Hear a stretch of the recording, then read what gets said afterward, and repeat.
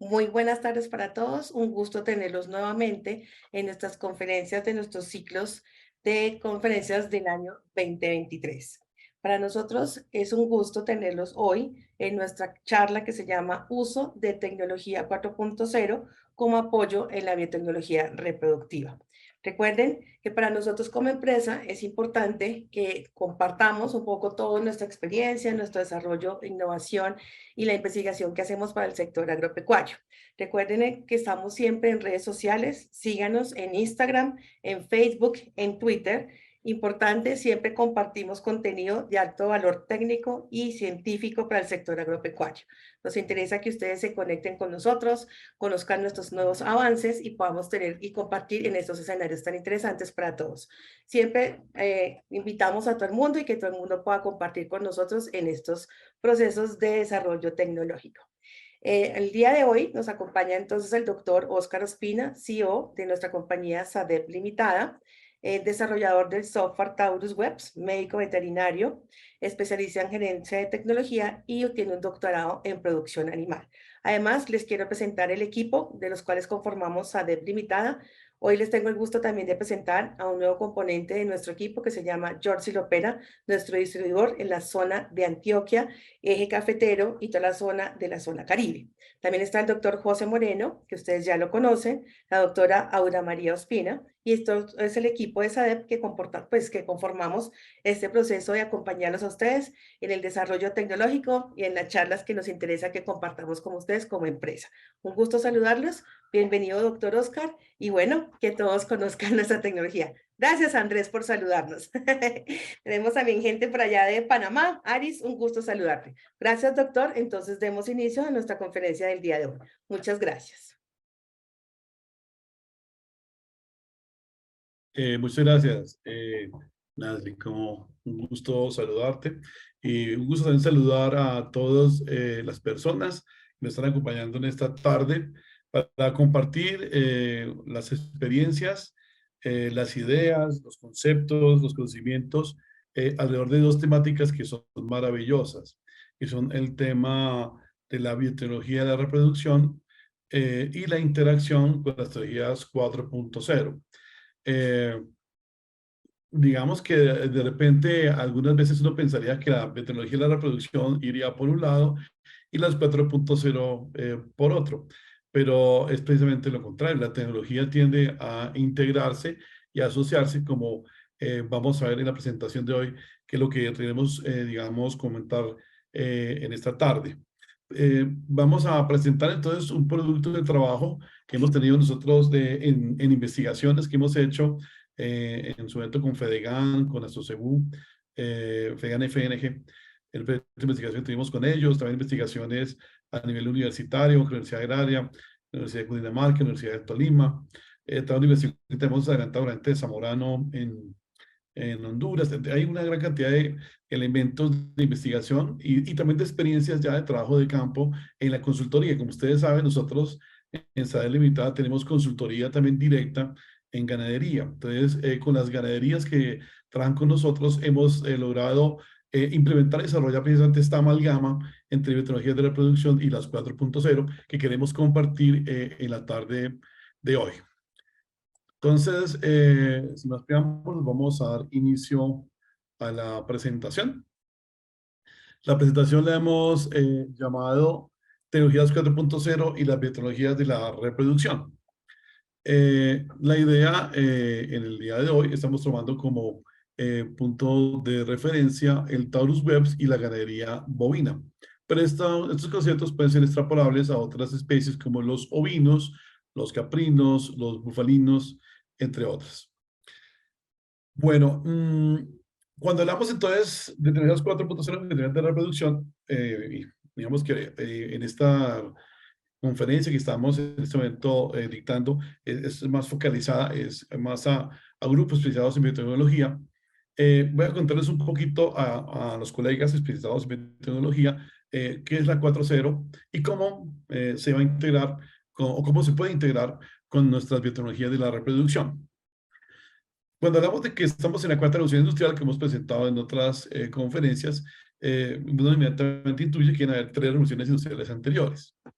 La primera revolución industrial, en el siglo XVIII, XVII, XVIII, se dio a partir de la introducción de las máquinas por primera vez en el proceso de producción de la sociedad.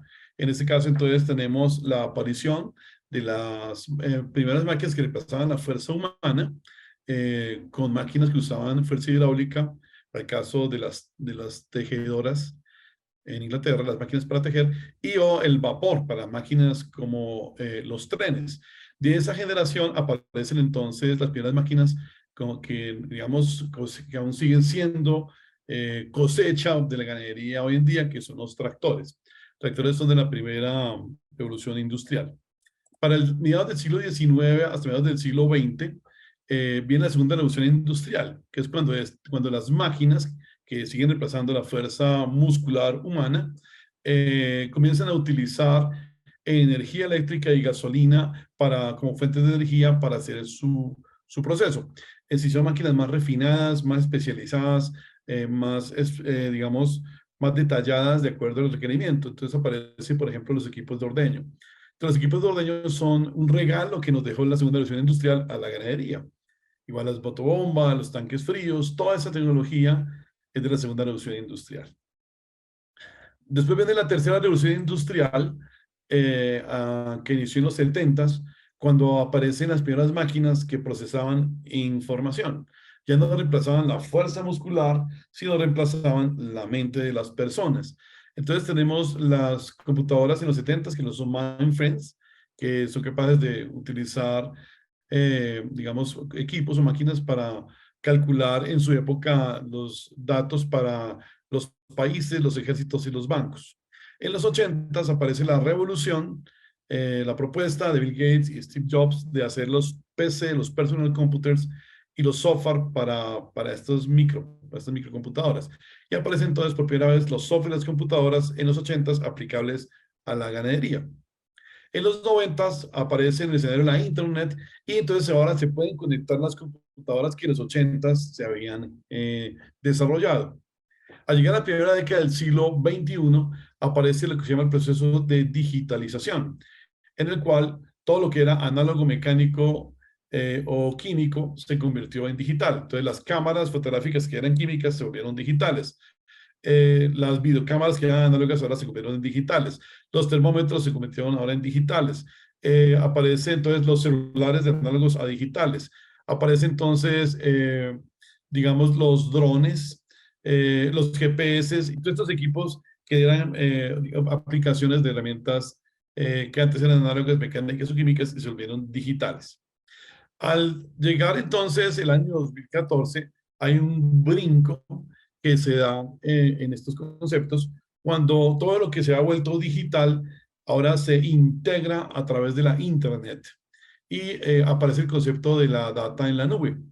La data en la nube. En la data en la nube entonces tenemos la interconexión de una cantidad de dispositivos digitales que permiten en tiempo real tener disponibilidad de la información para la toma de decisiones, para el control de procesos, las estadísticas más en masa, lo que llama la Big Data, para tomar decisiones de escalas que antes era imposible tener. Ahora, esta cuarta revolución industrial, que es el producto de la integración digital en la Internet, propone, en la definición que se hace de ella en Alemania, un reto que no es solamente digitalizar lo que antes hacíamos de manera química, mecánica o análoga, sino es repensar los procesos de producción con herramientas digitales, que es la propuesta que nosotros estamos haciendo acá. Es la biotecnología, los embriones, la fertilización in vitro, la inseminación artificial, no es una cosa tan reciente, ya tiene 20, 30, 40, 50 años o más que hace la inseminación artificial. Pero la pregunta es, ¿cómo vamos a usar la cuarta revolución industrial en donde la cuarta revolución industrial nos pide repensar los procesos que antes hacíamos de manera, digamos, tradicional, utilizando ahora herramientas digitales? Entonces, nuestra invitación en esta presentación es el repensar los procesos que antes hacíamos de manera mecánica o análoga o química y hacerlos entonces usando herramientas digitales integradas en línea. En ese orden de ideas, entonces, tengo acá un vector de las biotecnologías de la reproducción. A la izquierda tengo el componente biotecnológico macho, y a la derecha componentes biotecnológicos de hembra. Entonces tenemos que el componente macho, y siendo pues el rey de, digamos, en el mundo, tenemos la inseminación artificial, o la reina, ¿no? Que es femenino, la inseminación artificial, como una de las metodologías de mayor uso en el mundo y de mayor impacto y efecto en el mejoramiento del ganado. Ahora, eso es el componente macho. En la medida que vamos yendo hacia la derecha, va a entrar el componente hembra. Entonces aparece la inseminación artificial a tiempo fijo, la IATF, en donde no solamente tocamos el macho, sino ahora tocamos la hembra, sincronizándola para que sus ciclos coincidan en un momento exacto y de esta manera hacer la inseminación a tiempo fijo. Entonces ahí hay un componente macho-hembra como en equilibrio. Cuando entonces nos permite usar pues, de una manera más eficiente la inseminación sin tener que estar pensando en la detección de celos de una manera tan fuerte como lo hacemos en inseminación artificial, digamos, de manera clásica. Después aparece ya la transferencia de embriones, en donde comienza a coger relevancia la genética del componente hembra.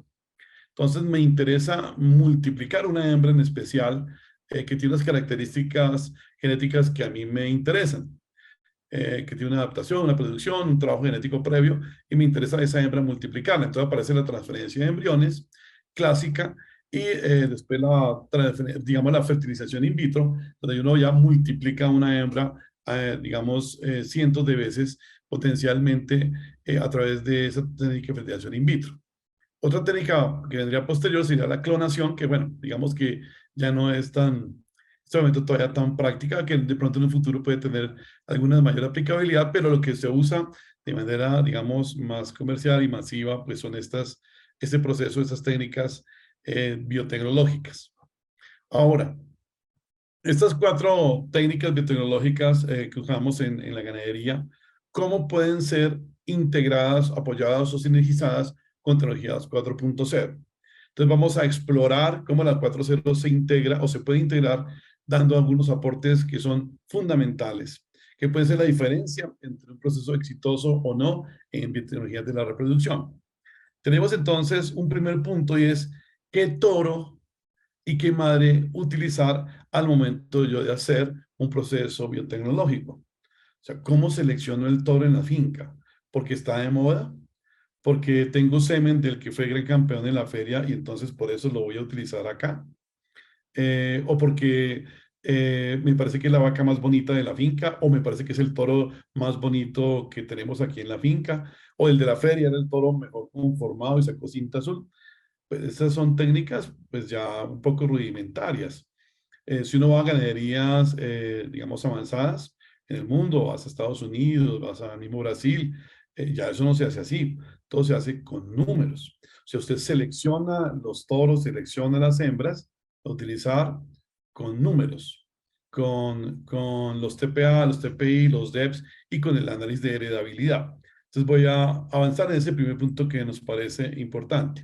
Entonces, hay una herramienta que nosotros tenemos en la 4.0, que es un modelo automatizado de análisis de heredabilidad de los toros en una población, que es muy importante herramienta de apoyo para la toma de decisiones sobre qué hembras utilizar y o qué toros utilizar en la población que estoy trabajando en esta finca. Voy a explicar en qué consiste este método. Resulta que nosotros tenemos, digamos, una población en la parte inferior que tiene un PTA, una habilidad predicha de transmisión de sus hijas que está en nivel cero, hablemos de leche, está a nivel cero, que es como yo arranco en mi finca. Y tengo entonces que son todas las hijas del toro B. Pero también tengo el toro A en mi finca.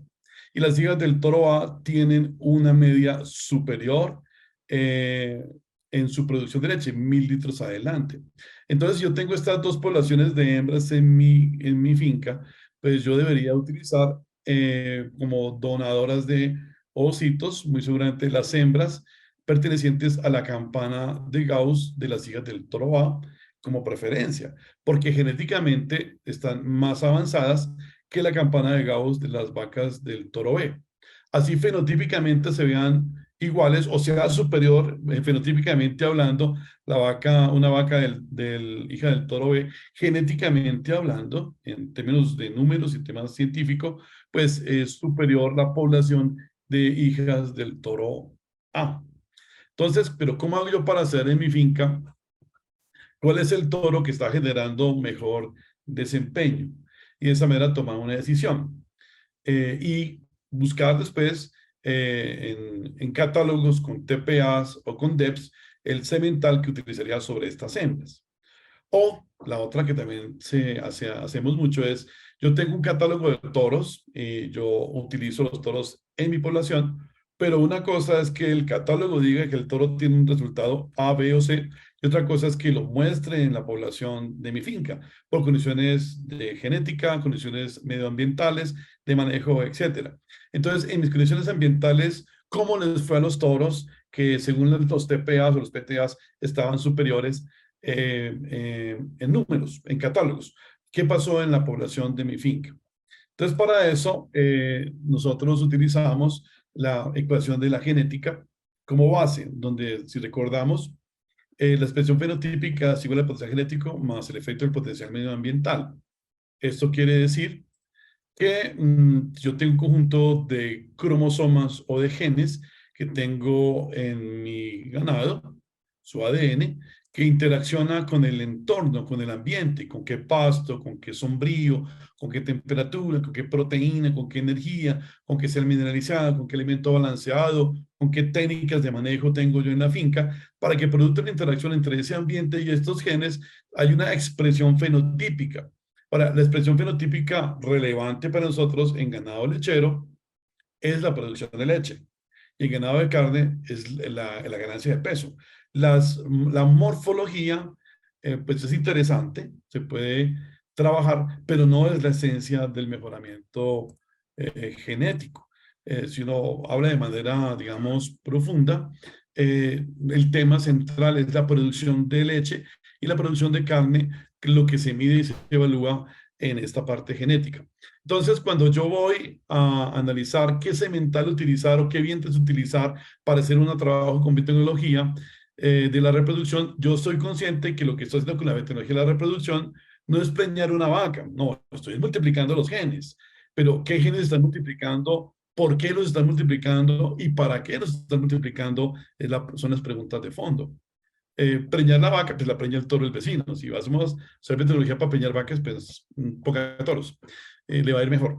Pero si usted, digamos, interioriza qué es lo que quiere un ganadero, qué quiere un profesional con la biotecnología, es aumentar la proporción de genes de alto desempeño en la siguiente generación a través precisamente del uso de estas herramientas biotecnológicas, desde la selección artificial hasta la fertilización in vitro. ¿Cómo seleccionar entonces esa población? Entonces, para seleccionar la población hay que medir, hay que monitorear, hay que llevar los registros de la finca, de la parte reproductiva, de la parte de producción de leche, la producción de carne, el comportamiento poblacional, todas las genealogías, las razas, etcétera. Y con esta data, con esta información, hacer una verificación de lo que se llama la varianza. Entonces, aplicamos estadística a esta ecuación anterior y tenemos entonces acá BF, la varianza fenotípica o la variación en el fenotipo, que es la variación de la leche, o sea, que vacas que producen más leche o menos leche, una vaca que produce 10 litros de leche por lactancia o una que produce 4 litros de leche por lactancia, o sería varianza, es igual al efecto de la variación de la genética más el efecto de la variación medioambiental.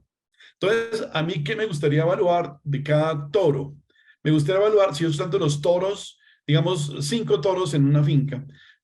Me gustaría, ¿yo qué haría? ¿Qué me gustaría hacer? Me gustaría evaluar los descendientes de ese toro en mi finca, en términos de peso, en términos de producción de leche, y hacer una evaluación de cuál fue la heredabilidad que ese toro dio en sus hijos. Y de esa manera saber si funcionó o no funcionó. Porque el TPA me da una probabilidad, ¿sí? De que este toro mejore la ganancia de peso o mejore la producción de leche en mis descendientes, los dientes de ese toro. Pero, ¿qué pasó? Cuando ya lo utilizaste, cuando ya la masificaste vía biotecnología de la reproducción, ¿qué sucedió? Entonces, utilizamos digamos, esta ecuación, que no es exactamente como es, pero es es explicación general, donde nosotros tenemos que sacar qué proporción de la varianza del fenotipo fue debida a la varianza de los genes.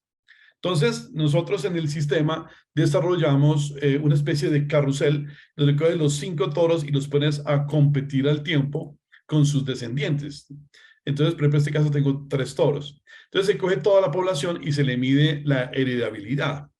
Y después se hace pruebas quitando y poniendo de nuevo cada toro y volviendo a correr toda la prueba de heredabilidad. Y podemos comparar en esta población, en estas condiciones medioambientales, cuál toro fue que tuvo mayor impacto de heredabilidad. Porque al hacer la prueba con el toro y sin el toro en toda la descendencia de la población que estamos analizando en un periodo determinado, si al sacar el toro baja la heredabilidad del carácter, digamos, de hecho, ganancia de peso, es porque el toro era positivo. Pero si al quitar el toro sube la heredabilidad, es porque el toro era negativo en heredabilidad frente a la descendencia en esta población. Ahora, en esencia, la heredabilidad o el H cuadrado lo que hace es hacer una evaluación de la varianza total que está en el denominador. Entonces, digamos que yo tengo un promedio de leche en 305 días o de peso al año. Yo tengo animales livianos que tienen, digamos, por debajo del promedio su producción de carne o su producción de leche y animales por encima del promedio. Esa diferencia de cada animal frente al promedio es lo que se llama variación. Esa variación se eleva al cuadrado para que los negativos y los positivos se puedan sumar y tenemos una varianza o una suma de cuadrados. Esa varianza total entonces se coloca en el denominador. Y en el numerador tenemos los toros con su descendencia. A cada toro entonces se le mide su promedio de leche o de peso de sus descendientes y a cada descendiente se le compara contra el promedio de cada toro. Entonces tenemos una varianza de cada toro.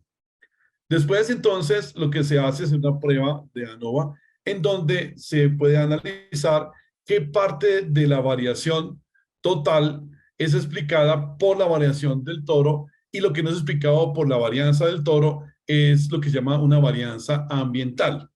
En el caso de nosotros, la varianza ambiental es, por ejemplo, darle concentrado a un animal o darle una mejor temporada de partos. Entonces, si lo doy concentrado a un ternero de desteto y a otro no le doy, pues el desteto que está concentrado se va a ir con más peso que el que no le doy concentrado. Pero el análisis de varianza que estamos aquí analizando, precisamente es capaz de identificar que este animal tuvo una mayor ganancia de peso, no porque sea producido por el toro padre de él, por los genes que teóricamente las DEPS transmite o la TPA transmite, sino porque es debido a varianza ambiental. Entonces, esto, digamos, las situaciones son mucho más complejas, esto es mucho más profundo, pero en resumen lo que hace el modelo es separar la varianza genética de la varianza ambiental y para explicar qué proporción de la variación observada en la producción de leche o en la producción de carne fue generada por los genes y qué fue por el ambiente. Teniendo eso, entonces, en el sistema se generan estas salidas, entonces hay un listado, por ejemplo, leche 305 está todo el ganado, con sus datos, todos los descendientes de los toros con toda su leche de 305 días, y después se hace el análisis de heredabilidad y se hace el análisis del aporte genético.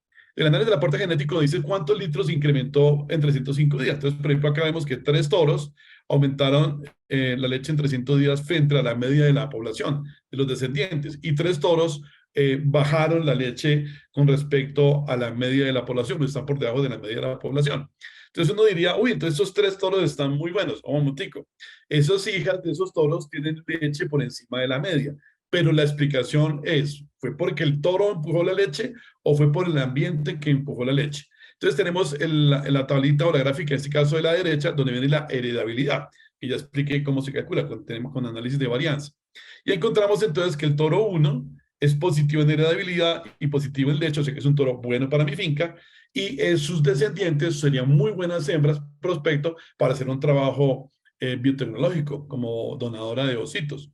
El segundo toro es positivo en leche y es positiva en heredabilidad, o sea que esa población también tuvo un mejoramiento en sus genes en términos de producción de leche y tiene su origen de mejoramiento de la producción de leche fue genético.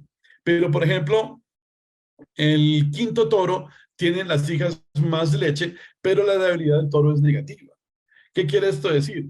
Que el incremento de leche observado en esas descendientes de ese toro no fue debido al toro, sino al ambiente.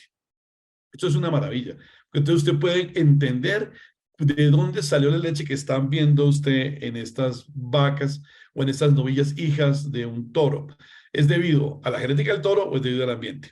En este caso, como claramente se ve, el quinto toro, su mejoramiento en la leche que ven las crías, y uno dice, uy, es que las crías del toro tal son muy buenas, coincidencialmente fueron muy buenas, pero no por los genes, sino por el ambiente que hizo que ellas tuvieran una mayor expresión en producción de leche. Entonces, para el caso de esta finca, de los seis toros que tengo acá, yo me quedaría con dos. Los dos primeros toros que tienen positivo en leche y positivo en heredabilidad. Eh, si quisiera usar esos toros, por ejemplo, para seguir inseminando las hembras de mi finca y aumentar entonces la respuesta en producción de leche o ganancia de peso. Y o si quisiera utilizar donadoras de ositos, pues con seguridad me iría yo a las hijas de esos dos toros porque genéticamente son superiores en mis condiciones ambientales. ¿Ok? Lo que decía el TPA y los DEPs se materializó en estos dos toros y sus descendientes. Los otros toros también tenían TPAs, pero no ligaron por algún motivo, no lograron adaptarse a las condiciones ambientales, la proteína no les funcionó, la energía no funcionó, la temperatura no les dio, el manejo no casó o los genes no ligaron y pues no tuvieron el desempeño que hubiésemos deseado que tuvieran. Entonces los otros cuatro toros yo los dejaría a un lado, quedaría con estos dos y sus descendientes para hacer un proyecto o un proceso de mejoramiento genético pues muy, digamos, de precisión para tener avance en la población y un mejoramiento de la productividad de la misma.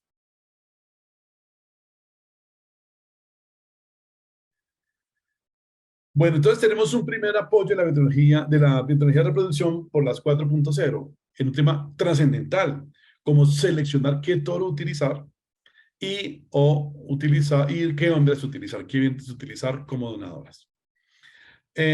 Bueno, ahora viene un segundo componente, que es cómo aseguro vientres fértiles. Cuando uno está trabajando en tecnologías de reproducción en las fincas y uno se mete a hacer embriones, a hacer IATFs, uno tiene muchos fiascos, ¿sí? Y uno lee la literatura brasilera y habla de 70% de fertilidad. Y el otro día con Barucelli en el Congreso Mundial de Veterinaria, yo tuve digamos, una conversación muy seria con él sobre sus indicadores y cómo los presenta y lo que nosotros tenemos aquí en Colombia, pues distan. ¿Por qué? Pues son climas distintos, condiciones distintas y nosotros no podemos inducir que va a tener 70% de preñez con la IATF porque pues estamos en unas condiciones donde no tenemos esos desempeños. Entonces, pero ¿por qué no tenemos desempeños buenos? ¿Qué es lo que está pasando? Entonces, ¿cómo hago para asegurar hembras fértiles? Vamos a ver para que si hago una IATF o una inseminación artificial yo pueda tener vientres que sean fértiles y la veterinaria de la reproducción pueda cumplir con su misión. Ahora, hay que entender que la veterinaria de la reproducción es un factor no más. Las reproducciones son muchos más factores que están alrededor. La reproducción es una cosa integral, compleja, donde la inseminación artificial o la IATF o la FIP, pues es un factor no más dentro de todo el conjunto de factores de la reproducción de una ganadería.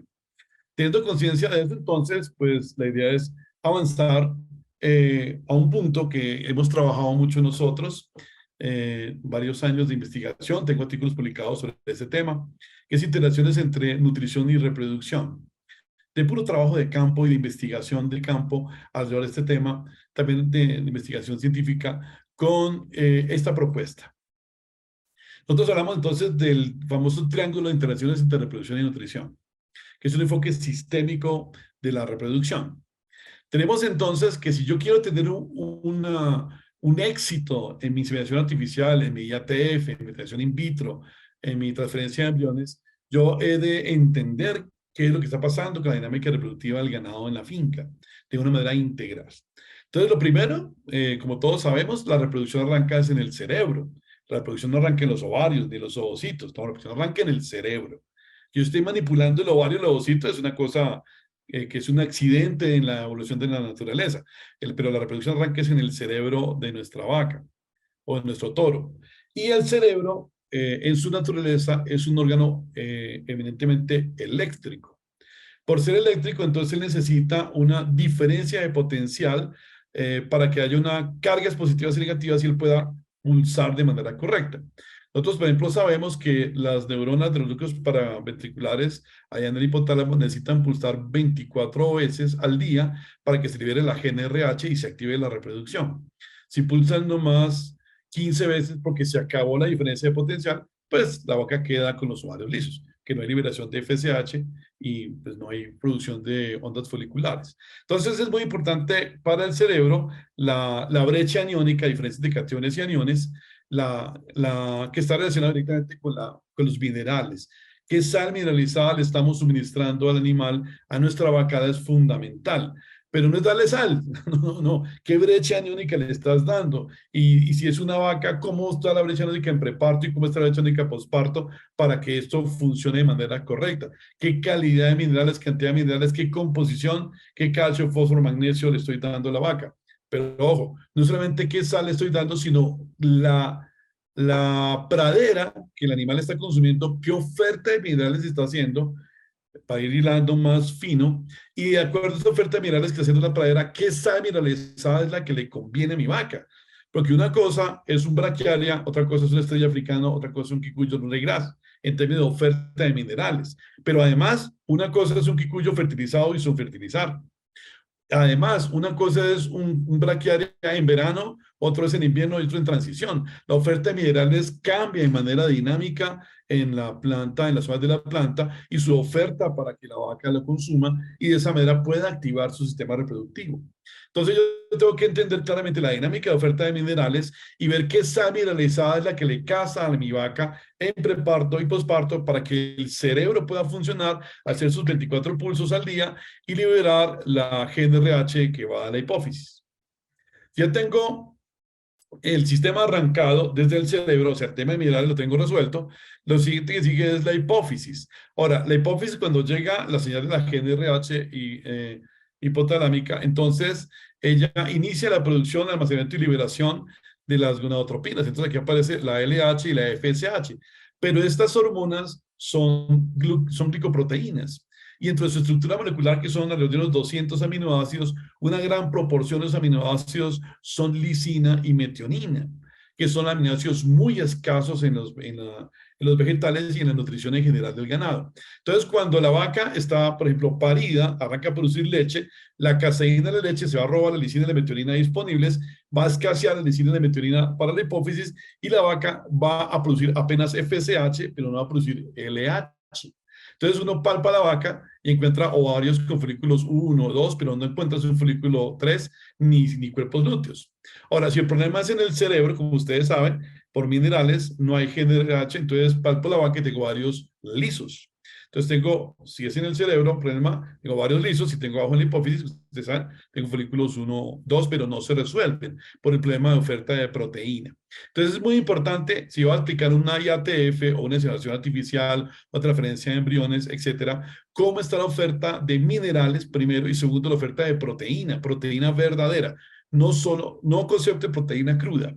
La proteína cruda es un concepto distinto de proteína verdadera.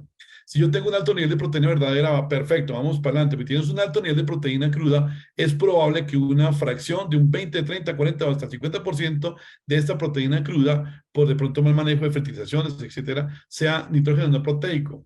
Ese nitrógeno no proteico termina convirtiéndose en un problema para la reproducción. Saben que ese se convierte en urea, el exceso, y ese MUN o ese MUN, esa urea va a bloquear los receptores de LH del cuerpo lúteo y va a alterar la producción de progesterona, lo que alteraría la reproducción. Entonces la proteína es fundamental, o cuando está abajo, cuando está arriba, y es importante entonces uno monitorear. Si yo quiero hacer un buen trabajo biotecnológico, yo tengo que mirar estas cosas, o uno mira estas cosas. ¿Cómo está la oferta de minerales en la pradera? ¿Cómo balanceó la sal? ¿Cómo está la oferta de proteína? ¿Y cómo balanceó la oferta de proteína verdadera para que el animal pueda tener un correcto desempeño hipofisiario y genere la calidad y cantidad de FSH y LH necesarias? Si la hembra ya logró producir LH, FSH, llegamos al útero, a los ovarios para poder producir entonces sus hormonas, estrógeno y progesterona, necesitan de energía. Y dentro de la energía, una molécula clave que es el colesterol, que el colesterol es una molécula que se deriva del ácido acético, del rumen y que sintetiza en el hígado. El 80% de colesterol es de origen hepático y ese se produce a partir del ácido acético que viene del rumen. Entonces es súper importante tener claro cuál es el nivel de energía que tiene la dieta, el nivel de fibra que tiene la dieta, si quiero tener un colesterol en cantidades suficientes. O si no, pues no va a haber estrona ni progesterona y va a tener una trabazón en mi sistema reproductivo y se va al traste mi inseminación artificial, se va al traste mi ATF, mi transferencia de embriones, todo se me va a ir, se me va a enredar el funcionamiento de todo esto. Entonces, si tengo un correcto suministro de energía, entonces voy a tener la posibilidad de tener estrona y progesterona que van al cerebro, hacen el segundo ciclo de generación y comienza a girar el ciclo astral cada 21 días y tengo cuerpos lúteos, tengo ovulaciones y tengo la posibilidad de preñar una hembra por inseminación artificial normal o por IATF y o si ya tengo fertilización in vitro, transferencia de embriones, pues lo mismo, asegurar que la receptora tenga su sistema reproductivo funcionando bien. Entre menos se toque el aparato reproductivo de la hembra, mejor va a funcionar el sistema. Entre más natural sea el proceso en esta parte, las células y su sistema de autoorganización, mejor va a funcionar el tema. Si uno comienza a intervenir con muchas cosas, bueno, se pueden presentar complicaciones en el desempeño del proceso de la biotecnología. Esto entonces nos lleva a entender que la reproducción es una interacción de dos triángulos en donde tenemos en la parte interna del cerebro, la hipófisis y los ovarios del útero, y la externa minerales, proteína y energía. Y podemos decir lo siguiente, que si yo quiero tener una buena reproducción en la finca, debo entender la reproducción como un triángulo en el que interactúan los siguientes elementos. El cerebro con los minerales. El cerebro necesita de proteína y energía, pero es mucho más sensible a los minerales. La hipófisis y la proteína. Igual, la hipófisis necesita proteína, energía y minerales, pero es más sensible a problemas de proteína y los ovarios, que también necesitan proteína, energía y minerales, pero que son más sensibles, dado su metabolismo, a problemas de energía.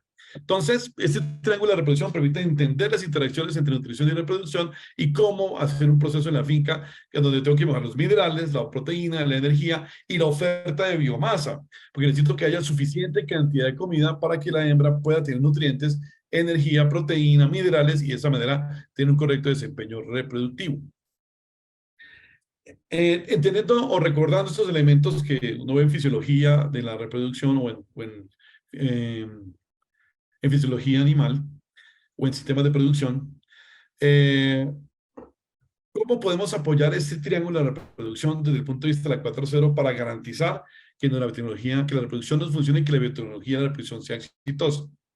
Entonces, ahí viene el tema del uso de drones y algoritmos, el algoritmo 2RGB como apoyo tecnológico. Entonces, ¿qué es lo que hacemos nosotros? Nosotros, al ir a montar un proceso biotecnológico, lo primero que hacemos es ir con los drones y monitorear la finca. ¿Qué está pasando con la oferta mineral? ¿Qué está pasando con la oferta de proteína? ¿Qué está pasando con la oferta de biomasa? ¿Y qué está pasando con la fertilización? Y toda la dinámica de la producción de biomasa y pasturas en la finca. Y de esa manera, eso forma parte del protocolo de biotecnología de la reproducción. No es que yo llego a la finca y una vez voy y le coloco la IATF sin mirar todo lo anterior, pues obviamente la probabilidad de éxito es baja, 30% o a veces menos, 10% de la IATF y sale uno como mal médico veterinario de las fincas. Pero claro, si yo comienzo a mirar el sistema de una manera integral, voy a comenzar a entender. Entonces, ¿qué es lo primero que yo tengo que hacer para garantizar la reproducción? Lo primero es la interacción entre el cerebro y los minerales. ¿Cómo la verificamos? Con un foliar mineral digital. ¿Cómo funciona esta herramienta? Entonces, tú vas con un dron y con el software, tomas una imagen de los potreros, el sistema analiza la tasa fotosintética de las plantas y a partir del análisis de macro y microminerales que tenemos en las pasturas de la finca. Entonces yo puedo mirar cómo es el comportamiento del potasio, cómo está el calcio, cómo está el fósforo, cómo está el manganeso, que es tan importante para la reproducción, cómo está el zinc, que es tan importante para la reproducción en las praderas, donde están pastoreando las hembras a las que le voy a aplicar la tecnología en la reproducción. Y si yo analizo entonces esto, yo puedo hacer el balance contra el requerimiento mineral del ganado y encuentro que hay una deficiencia de unos minerales, de calcio, de fósforo, magnesio, etcétera, y yo puedo entonces comenzar a analizar si la sal mineralizada que está utilizando en este momento es la correcta. Y si no es la correcta, pues estás a tiempo precisamente para colocar la sal mineralizada que encaja con la pastura. Porque es que cada pastura necesita, digamos, una sal mineralizada que la compense en el momento en que ella está. Una misma pastura más joven o más hecha, como decimos en campo, tiene distinta composición mineral. Entonces, un braquiaria de 18 días tiene unos minerales distintos que un braquiaria de 30 días y distinto a un braquiaria de 40 días. Entonces, yo no puedo darle la misma sal a todo el ganado si tengo distintos días de rotación, o si tengo un braquiaria contra un estrella africano, o si fertilizo y no fertilizo. Entonces, y ahí arranca el celo, que el celo es muy débil, que uno hace una IATF, pero las hembras no están respondiendo bien, claro, porque es que el hipotálamo no está funcionando bien, y todas las células del endometrio y del ovario y de la hipófisis, pues no están sincronizadas con las correctas hormonas en el ciclo en que deberían ir todas, digamos, en sincronía. Eh, Esto entonces nos lleva a una primera herramienta súper poderosa. Entonces, analizar los minerales y evaluar qué sal estamos utilizando, qué leche que estoy utilizando y a tiempo comenzar a trabajar esto. Ahora, esto se debería hacer por lo menos un mes antes de hacer el proceso biotecnológico. Un mes antes vas, vuelas, analizas, caray, aquí tengo que usar esta otra sal, por favor, cámbiame la sal de esta sal A a esta sal B, y usted cuadra la dosis, porque es que además la finca dice, no, es que aquí vamos a dar la voluntad. ¿Cuánto es la voluntad? ¿50 gramos? ¿40 gramos al día? Usted hace el análisis, no, hay que darle 150 gramos de sal al día y es una sal con este nivel de calcio, nivel de fósforo, nivel de magnesio, y eso me garantiza que el cerebro funcione de manera adecuada para el desempeño reproductivo del ganado. Y ahí ya me gané un primer punto enorme, porque si el cerebro está funcionando, de ahí para adelante la reproducción va a funcionar. Segundo punto, la hipófisis, sobre todo para cuando estoy trabajando con inseminación artificial. Bueno, y ATF también. Bueno, en todos. Yo necesito que la hipófisis esté funcionando al final, que es la que me va a mantener la gestación y la que va a hacer que todo funcione. Entonces, yo necesito garantizar que el nivel de proteína que está suministrando el animal sea el correcto. Entonces, ¿qué hay que hacer? Pues ir a la finca un mes antes también, hacer un bromatológico digital. Entonces, vamos con nuestro dron, tomamos una imagen de la pradera un mes antes y hacemos un análisis de la composición nutricional de las praderas, proteína, fibras y energía. Como ustedes saben, que ya esto lo hemos explicado en muchas conferencias, estos algoritmos tienen 93% de precisión, son muy exactos en la medida que uses el dron que necesitamos calibrado. Si el dron está calibrado, las explicaciones que nosotros damos, eso da muy bien. Y te es una fabulosa herramienta para entender la finca y tomar decisiones. Teniendo entonces esta imagen, yo puedo procesarlo y si tengo tanto por ciento de proteína, y con esa proteína yo puedo hacer un análisis de acuerdo al peso de la vaca, de la producción de leche, la ganancia de peso, etcétera, cómo está la proteína versus el requerimiento del animal. Por ejemplo, en este caso, la proteína me alcanza, después de analizar el peso de la vaca, potencial genético, la grasa, la proteína de la leche, el consumo de materia seca, la oferta, los requerimientos de mantenimiento según NRC, requerimientos superiores de leche según NRC, etcétera. Esta me daría para producir 14 litros de leche por energía y 24 por proteína. Y eso, ok, tengo un exceso de proteína y déficit de energía. Entonces yo podría entrar y suministrar un concentrado a la vaca para balancearle su dieta y tener las mejores condiciones posibles de oferta de forraje en proteína y energía y el balance de energía y proteína para que funcione. Por ejemplo, en este caso me preocupa el exceso de proteína. Ustedes saben, como colegas, que 5 litros de diferencia entre proteína y energía es el máximo que el animal tolera sin que genere problemas reproductivos. En este caso tengo una distancia de 10 litros de leche entre proteína y energía, muy seguramente va a tener líos reproductivos debido al exceso de nitrógeno que el organismo va a tratar de eliminar como urea, alterando, digamos, nuestro desempeño reproductivo.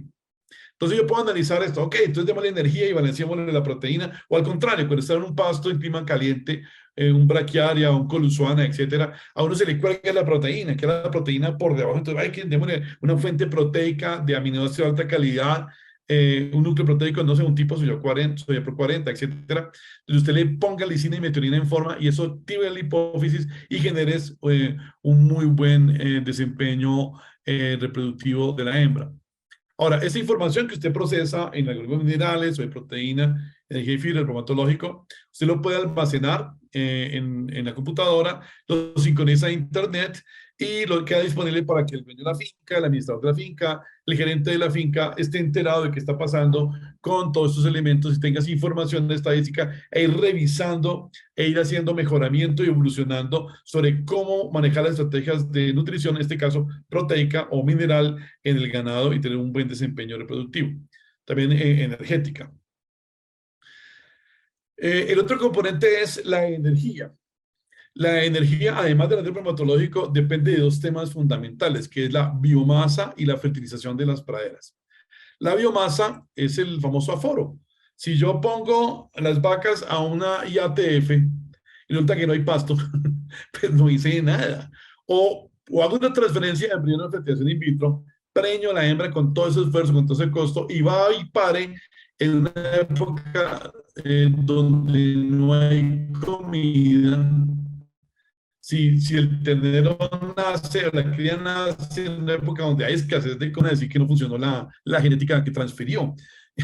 Entonces le echan la culpa a la biología y no la falta de comida que tuvo la madre o la cría al momento de nacer por la fecha en que parió la mamá. Entonces, en este caso es fundamental medir la oferta forrajera.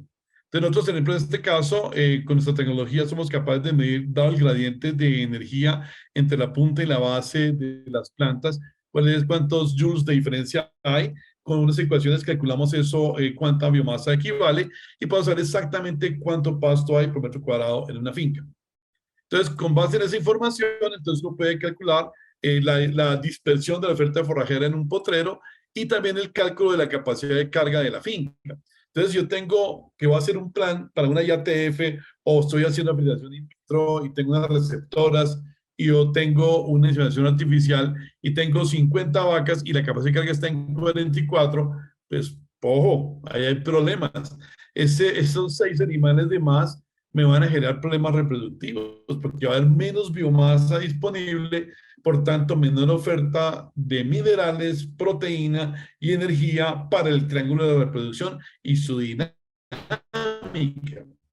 Entonces es fundamental saber exactamente qué oferta forrajera estoy dando.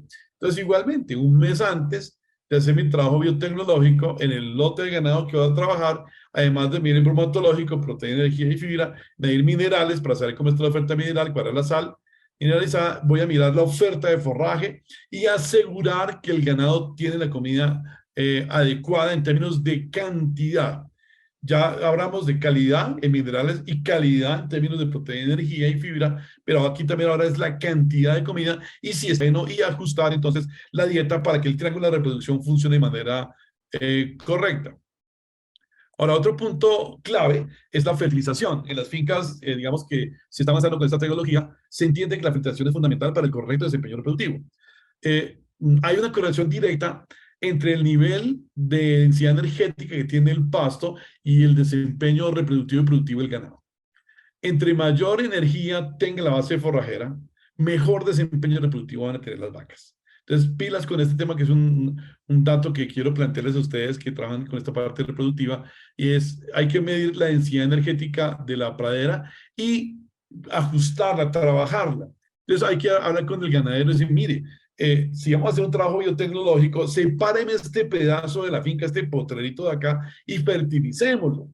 Usted no fertilice las 500 hectáreas de la finca, no lo haga, pero estas 5 hectáreas donde va a meter las receptoras, fertilicémoslas. Metámosle como Dios manda la fertilización para que de esa manera tengamos una oferta correcta de proteína y energía para las receptoras, por ejemplo, y o para el toro que estoy utilizando, si estoy usando para colectar semen, y o para las donadoras o las hembras que estoy planteando para la reproducción.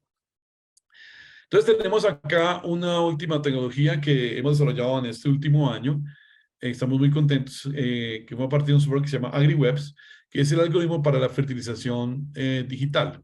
Entonces vamos con la misma tecnología que explicamos, vamos al potrero, medimos con el algoritmo de la composición mineral de macro y microminerales, y con base en esto el algoritmo calcula la fertilización que necesita la pastura de manera exacta con base en la fotosíntesis que la planta está teniendo. Entonces, yo tengo una pastura en donde arranco el ejercicio y tengo que hay un déficit de nitrógeno, potasio, potasio, fósforo, hierro, zinc y azufre en la pastura, no en la sal ya lo vimos hace un momento, estamos hablando de la nutrición de las plantas que le va a dar al ganado. Entonces, yo podría balancear eso con un triple 15, cloruro de potasio, urea, sulfato ferroso y azufre, y miren que quedó todo balanceado en ceros. Los otros son los que ya están en la planta, que pues no hay nada que hacer, están ahí presentes. Con este balanceo, entonces voy a asegurar la calidad de la oferta forrajera en términos de proteína, en términos de energía, en términos de aforo, de biomasa, lo que se vuelve un aliado súper poderoso para tener un proyecto reproductivo, un programa de biotecnología reproductiva exitoso. Aquí es donde toca entrar con el ganadero y plantearle que es que la biotecnología de reproducción no es ir y meter una pajilla de semen o un embrión en una vaca. No, la reproducción es el producto de la adaptación de un animal a un entorno. Y si el animal no está adaptado, no hay reproducción. Entonces, ¿qué hacemos nosotros? Pues vamos a darle confort a la vaca, vamos a darle la pastura correcta. ¿Cómo? Pues fertilizándolo como debe ser, que tenga la proteína, la energía y la fibra. Vamos a analizar el balanceo del concentrado, si hay que darle proteína o energía en el concentrado, o si falta materia seca, entonces vamos a darle silobenolaje, y si le falta minerales, pues vamos a los minerales que falta exactamente para que le demos el confort a esta vaca y como consecuencia de esto se dé una buena reproducción. ¿Sí? Ahí donde podemos hablar es 70% de preñez por IATF, los felicito, pero es que eso no es por la IATF, es por toda la integración de estos componentes en una visión integral de la biotecnología de la reproducción con la finca. Muy bien, entonces,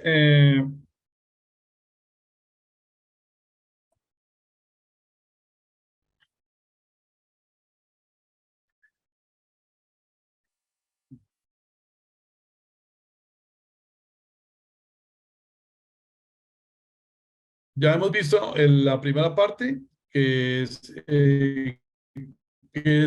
qué toro y qué mal utilizar.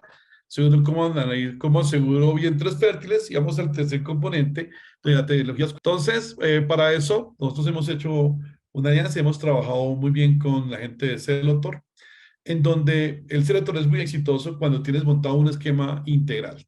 Si él forma parte de un sistema de información donde tenemos todo engranado, es muy exitoso. En las fincas que nosotros hemos utilizado el Celotor, ha sido una herramienta de gran apoyo para detectar los celos. Entonces, ustedes conocen cómo funciona Celotor, ¿no? Tengo un chip en las hembras, le coloco al recelador un lector de microchip. Entonces, cuando tengo un proceso de inseminación artificial, entonces, yo suelto los receladores, ellos buscan las hembras en células, montan y transmiten el chip de la vaca al servidor, y el servidor sale información al celular del inseminador para que esté pendiente qué vaca inseminar, con qué trono inseminar, a qué horas inseminarla de manera exacta, y la data queda guardada en la base de datos del sistema, en donde yo puedo generar listados de seguimiento y control de campo de la frecuencia de celos, repeticiones de celos, fuerza de los celos, y puedo hacer análisis de la dinámica de los celos, a qué horas están dando, temperaturas altas, bajas. Puedo hacer análisis de tasa de preñez, dinámica, digamos, de la tasa de preñez de las novillas, tasa de preñez de las vacas, tasa de preñez poblacional, y de esa manera poder saber qué está sucediendo con mi proyecto biotecnológico controlando los celos. Ahora, si tengo una IATF, el Celotor también funciona muy bien, porque digamos que en condiciones normales de cada 100 hembras que hago IATF, de repente 30 o 40 preñan y 60 repiten. Entonces, pues tener el recelador funcionando le pesca a los 21 días todas las hembras que están entrando en celo de manera, digamos, muy exacta, lo que permite tomar decisiones con los animales rápidamente, ganar tiempo y aplicar otra inseminación artificial y tener un buen desempeño con el ganado. Entonces tenemos tres apoyos. Primero, qué toro y qué madre utilizar, el tema genético, mejoramiento genético. Segundo, asegurar vientres fértiles con el triángulo de interacción de nutrición y reproducción, con el tema de minerales, proteína, energía, biomasa, fertilización, etcétera. Y tercero, apoyo de detección de celos con herramientas electrónicas. Tenemos un cuarto componente que es el monitoreo, que el monitoreo, el concepto de monitoreo aquí en Colombia es antiguo, tiene desde los 90, tenemos 30 años, pero todavía la mayoría de fincas no llevan monitoreo o seguimiento de la biotecnología de la reproducción. Entonces, ¿la idea cuál es? Pues uno tiene que monitorear, tiene que llevar información. Si uno lleva información, las probabilidades de éxito de la biotecnología en la reproducción disminuyen. Parte fundamental de un programa de biotecnología exitoso es llevar información. Yo recuerdo mucho con André Dayan de Vitrogen, cuando vino de Brasil hace unos 20 años, casi en el 2003, hablamos muchísimo sobre este tema y la importancia para que la fertilización in vitro fuera exitosa, el que llevásemos una información muy ordenada en las fincas y en el laboratorio también, para que todo fluya de manera controlada, de manera efectiva, de manera eficiente y que la tecnología funcione. Entonces, lo primero que se monitorea es el monitoreo sanitario. ¿Cómo está la vacuna de IBR? ¿Cómo está la diarrea viral bovina? ¿Cómo está la leptospira? Y cómo está toda esa parte sanitaria de las vacas es fundamental. Y tener claro que las cepas que estamos utilizando tienen su protocolo de vacunación o los toros, su protocolo de vacunación, acorde con el médico veterinario ha establecido en su plan sanitario enfocado a la biotecnología de la reproducción. Segundo, llevar los datos del semen. Entonces, el termo de semen, el inventario de semen, cuántas pajillas tengo, cuánto valen, cuánto estoy utilizando, a qué toro utilicé, a qué hembra se lo apliqué y qué pasó, preñó, no preñó, se palpó, no se palpó, saber exactamente qué pasó con cada toro y después hacer el seguimiento a las hijas del toro para mirar heredabilidad y saber qué fue lo que genéticamente produjo ese toro que con tanta expectativa lo pusimos en la finca a funcionar con IA o con IATF. Transferencia de embriones. Entonces, ok, lo que ya hablamos, después de seleccionar la hembra donadora, pues ahora tengo mis receptoras y tengo que hacer un seguimiento, monitoreo a todo el proceso de la transferencia de embriones. ¿Qué pasó con la receptora? ¿Qué pasó con la donadora? ¿Qué pasó con la cría? Si tuvo mejor desempeño, no tuvo mejor desempeño la cría, si seleccioné bien la hembra o el ovocito o la donadora o me pifié. Bueno, todos esos temas con informaciones que uno puede tomar hacer esas evaluaciones y tomar decisiones. Y por último, la FIP. Como comenté, yo trabajé con André Dayan hace unos años atrás, dentro del proceso de desarrollo de la automatización de la FIP en campo. Entonces tenemos todo el tema. Entonces, cómo salió la fertilización in vitro, cómo salió la OPU, cómo quedaban los embriones, los expandidos, en fin, los G1, G2, etcétera. Entonces, es monitorear detalladamente toda la información y después sacar las estadísticas, los indicadores de la reproducción para analizar el proceso tecnológico que estamos utilizando y su desempeño o su productividad. O sea, cuál fue los partos en año, cuál fue la tasa de aparición, cuál fue el intervalo de días abiertos, el intervalo entre partos, cómo estuvo los servicios por concepción, cómo estuvo la belleza del primer servicio, cómo estuvo la curva de concepción a días postparto, la curva de celos a días postparto, la curva de inseminaciones a días postparto. Toda esa información es fundamental para uno entender qué está pasando en esta finca con la biotecnología. Es un apoyo enorme. O si no, uno sabe qué pasó y se perdió el esfuerzo, bien sea porque fue exitoso o no fue exitoso. Si fue exitoso, pues ver qué fue lo que hicimos bien y si no fue exitoso, pues ver qué fue lo que nos falló para en ambos momentos, en ambas situaciones, tomar decisiones para las siguientes aplicaciones tecnológicas que hagamos en la finca. Por último, ¿cómo asegurar crías con alto desempeño después de aplicar la tecnología? Porque uno aplica la biotecnología en una finca es buscando crías de mayor desempeño. Entonces yo ya hice la selección por heredabilidad, usé TPAs, usé los DEPs, hice todo el trabajo de minerales, proteína, energía, hice todo el trabajo de seguimiento, el trabajo sanitario, hice todo el trabajo de los celos, hice todo el trabajo muy bien. Y cuando nace la cría, nace en diciembre con una temperatura de 35 grados, sin comida, con calor, con humedad relativa altísima y el animal entra en estrés calórico y no funciona. Entonces, con toda la expectativa de millones de pesos de IATF, se concreta en un animalito que nace y pues le va espantoso. Entonces, ¿cómo así? ¿Qué fue lo que pasó? Entonces le eché la culpa a la metodología o a la genética, resulta que no aseguramos eh, un alto desempeño en las crías.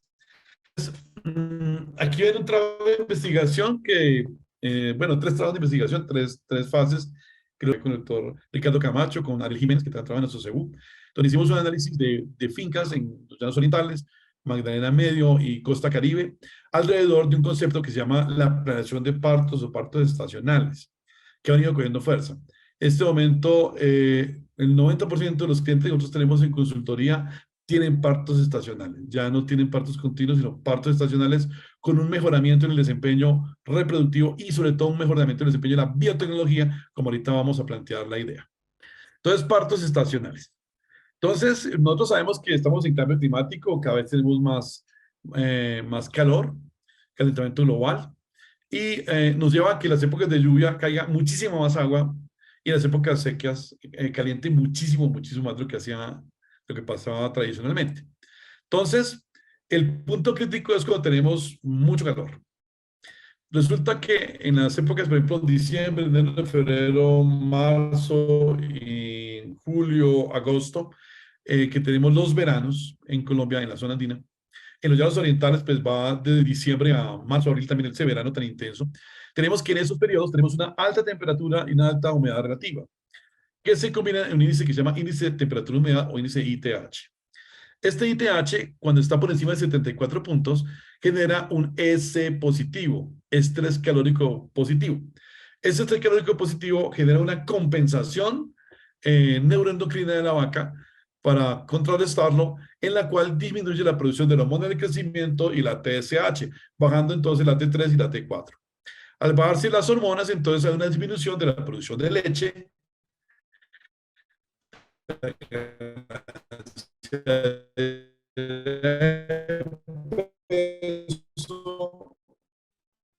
de la cría, o sea, leche de la vaca, en ese peso de la cría, baja la fertilidad de la hembra y baja el terrible. Tengo que poner un sensor en la finca para medir temperatura y humedad relativa todos los días, 24 horas al día, y tener la data de comportamiento de temperatura y humedad relativa y a partir de esa data generar el índice de ITH.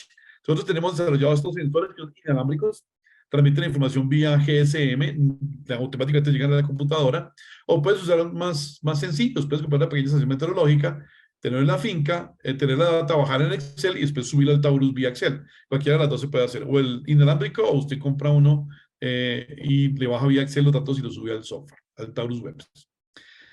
Entonces, ¿qué tenemos cuando tenemos esta información? Yo puedo sacar este dato, por ejemplo, es el año 2016, en febrero de 2016, tenemos la curva de temperatura de una ganadería.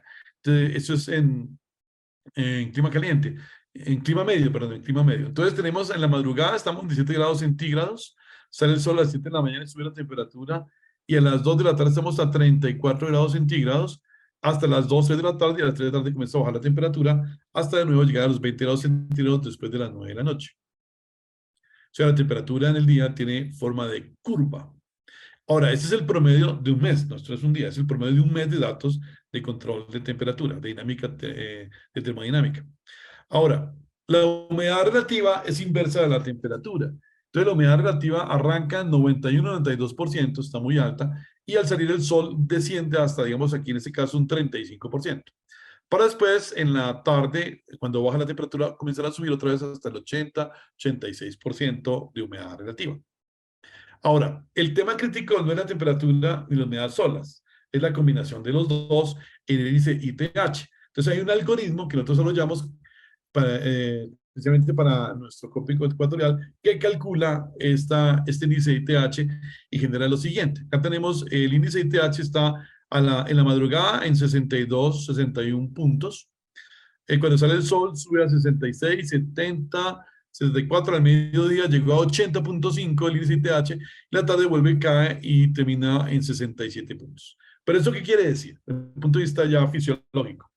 Resulta que si tengo 70 o menos de ITH, la vaca no tiene estrés calórico, estaría perfecta. Lo que sucede en la noche, ¿sí? En la noche, en la madrugada y en la noche. Ahora, Si estoy de 70 a 74, tengo un estrés calórico moderado. O sea, tengo estrés calórico ya, entonces la vaca hace algunas compensaciones en la respiración, la vaca comienza a hiperventilar, comienzan a sombrear, a comer un poco menos para compensar. Siguiente franja, de 74 a 78, ya es un estrés calórico alto, la vaca ya está hiperventilando muy fuerte, dejando de comer mucho y ya comienza la cosa a resentirla. Pero por encima de 79 puntos, hay 80 puntos, hay estrés calórico no controlable, lo que genera una respuesta de defensa, de alerta, de urgencia del cerebro de la vaca, bajando la hormona de crecimiento y las hormonas tiroides, lo que hace frenar el metabolismo, lo que como consecuencia baja la fertilidad de la hembra, baja la producción de leche, baja la producción de carne. En el caso de la cría, que nace con un estrés calórico así alto, lo que hace el animal es hacer vasoconstricción periférica central y vasodilatación periférica para enfriarse, lo que hace que quede sin leucocitos el sistema digestivo y el animal entre en diarrea. Entonces, la diarrea de los animales pequeños no es parásitos, ni virus, ni nada de esas cosas, sino es estrés calórico como detonante. Que después los parásitos y los virus aprovechan es otra cosa. Pero el detonante, el generador de la diarrea y la pérdida de peso del ternerito es el estrés calórico que está teniendo. Asimismo, la alta temperatura hace que esa cría, embrión de millones de pesos, no gane peso, porque la alta temperatura deprime el hormona del crecimiento. Entonces el animal no le da hambre y lo que come pues no lo transforma en músculo y no crece. Para el caso de las hembras, la mamá va a disminuir la producción de leche. Entonces la leche que se va a tomar la cría se disminuye. Además, si estamos con alta temperatura y alta humedad en febrero, sin pasto, sin agua, pues no hay comida, no hay biomasa. Entonces, si no hay biomasa, no hay proteína, no hay energía, no hay minerales y no hay cómo producir leche. Entonces, tengo una cría que además de que tiene alta temperatura, que está ella con estrés calórico, la mamá también tiene estrés calórico y no le produce leche y no le da suficiente nutrición a la cría, lo que se convierte en un problema tremendo para ese embrión que termina siendo un desastre de embrión. Todo el esfuerzo para sincronizar toda la parte de costos, de las hormonas, la genética, el trabajo de campo, preñarla, la palpación, la expectativa, nace y nace en enero, diciembre, enero, febrero, con tensiones ambientales terribles y la cría no pinta bien. De repente, en otras que hacen otras temporadas, si son tan genéticamente superiores, se ven más bonitas. Y entonces viene, oye, ¿qué pasó? Pues el tema es ambiental. Entonces, por ejemplo, en este caso de esta finca, acá tenemos partos continuos, que es lo que tradicionalmente tenemos en Colombia, en donde la lluvia está de rojo y los partos están en azul. Entonces, en Colombia tenemos eso, hay partos, haya o no haya lluvia, e inclusive en zonas con más restricción de comida, los partos se represan en las fincas. ¿Por qué se represan las fincas? Porque el ganado que viene veraneado, diciembre, enero, febrero, marzo, al llegar las lluvias de marzo a abril, hay rebrote, inseminamos y preñan las vacas y paran en diciembre, en pleno verano, con un desastre absoluto. Con esa cría que están haciendo allá, un desastre reproductivo en el futuro de esa vaca y un desastre en la producción de leche y la fertilidad. Entonces, ¿qué se hace? Pues hay que sincronizar los partos, ¿sí? Con las temporadas de menor ITH y de mejores condiciones ambientales. Entonces, yo no tengo partos todos los meses, sino partos solamente en ciertas temporadas. Esto ha llevado, en los que hemos hecho, a que la natalidad en los llanos sanitarios, por ejemplo, hubiese subido en fincas del 50-53%, alrededor de un 60-65-70% hemos logrado llegar. Un incremento de 15-20 puntos en natalidad se logra estacionalizando, lo que favorece también enormemente la biotecnología. Pero uno de los puntos que también tienen los partos estacionales en favor de la biotecnología y la reproducción es que usted tiene digamos, servicios de las hembras de manera estacional. Si yo quiero tener mi finca estacionalizada, por ejemplo, aquí en el Magdalena Medio o aquí en la zona andina, uno entra a hacer servicios de las hembras en junio, julio y agosto. Entonces, cuando llegas el 1 de junio a la finca, tienes 100 hembras todas vacías, lo que es un paraíso para la biotecnología, porque yo puedo transferir todo esto a las hembras y, y inmediatamente producir. Y si no preña, entonces, bueno, hago la IATF, o tengo 100 hembras para hacer IATF de un solo golpe. No, no hoy 5, mañana 6, dentro de 8 días. No, no, tengo todas paridas, vacías, listas para entrar a hacer mi proceso tecnológico. Ahora, yo puedo correr en orden, entonces hago un mes antes lo que planteamos el trabajo con los drones, miramos proteína, energía, minerales, biomasa, cómo está la parte sanitaria, y hacemos todo un plan biotecnológico al tener la finca estacionalizada. Después se hace todo el trabajo estacionalizado, después se palpe, se confirma todo estacionalizado, después pare todo al mismo tiempo en una temporada donde aseguramos menor ITH y oferta de comida y proteína. Por ejemplo, los partos vienen siendo marzo, abril, mayo, junio. Marzo, abril, mayo o abril, mayo, junio, dependiendo de la finca, cada finca tiene sus propios meses, y septiembre, octubre y noviembre. Dependiendo de la finca y la zona, pueden ser esos meses. Lo que en esas temporadas vamos a tener un muy buen desempeño de estas madres, produciendo muy buena leche, entrando muy rápido en celo, y si tienes inseminación artificial va a funcionar muy bien, obviamente también. Y la cría que nace de embriones va a tener muy buenas condiciones climáticas, no va a tener estrés calórico, va a tener mejor desempeño en la cría, y la mamá de la cría generando mejor leche y mejor cuidado de su descendencia. Muy bien, entonces la idea nuestra es plantearles el día de hoy una integración entre las tecnologías 4.0 y la tecnología de la reproducción, en un enfoque integral de la reproducción, en donde la reproducción es el centro, apoyado por dos tecnologías, las biotecnologías y la 4.0, el centro de la reproducción. Si yo quiero que esto funcione bien, tengo que pensar en la reproducción. Y cómo la reproducción se apoya de la biotecnología, se apoya de la 4.0 y tenemos al final un desempeño reproductivo, digamos, de alto nivel. Aquí voy a presentar, digamos, el caso de las fincas más avanzadas que nosotros hemos trabajado en Colombia sobre este tema, en el cual tenemos aquí la planeación de partos de una finca en el Magdalena Medio. En donde tenemos todas las biotecnologías de reproducción en el eje vertical, y en el horizontal están las fechas en que se van a aplicar. Lo que está en amarillo es la línea vertical, que es el día cero, digamos, el 1 de junio arranca el proceso ya de servir las hembras o de transferirlas. Y 2 meses antes ya se hace todo lo anterior. Se hace evaluación de las praderas, de los minerales, proteína, biomasa, la parte sanitaria. Entonces tenemos acá que se cuadra la vacunación antiaftosa, la viver, el chequeo andrológico, las palpaciones. El 1 de junio entra en hembras de una vez listas, 180 vacas, 69 días para 241 vientres en este caso. Entonces entramos con embriones, el primer golpe es embriones y ATF. Entonces uno dice, ok, tengo plata para hacer tantos embriones, y se lanza uno con los embriones y el resto van como IATF.